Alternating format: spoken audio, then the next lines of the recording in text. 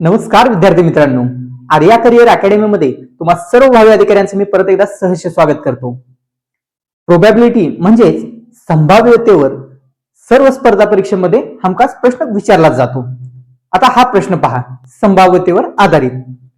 एका पेटीत 20 पिवळे, 40 निळे आणि 50 काळे चेंडू आहेत.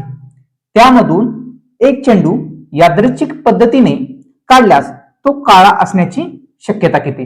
यासाठीचे आपण शिकूया जबरदस्त ट्रिक. आता ट्रिक पहा. आता काय करायचं, एकदम सरळ साधं. काय करायचं, सरळ जेवढे चेंडू दिले त्यांची बेरीज करून घ्यायची. पिवळे चेंडू किती आहेत? 20 अधिक निळे चेंडू किती आहेत? 40 अधिक काळे चेंडू किती आहेत? 50. ह्या सगळ्यांची करायची बेरीज. आता 50 आणि 40 किती झाले? 90. 90 आणि 20 110. यांची बेरीज किती आली? 110. आपल्याला विचारलेलं काय, तर काळा चेंडू असण्याची शक्यता किती? काळे चेंडू किती आहेत? 50. हे बघा 50 आहे तसं लिहून घ्या, भागिले एकूण चेंडू किती आहेत? 110 आहेत. 110 लिहून घ्या. आता काटून घ्यायचं. हा शून्य गेला, हा शून्य गेला.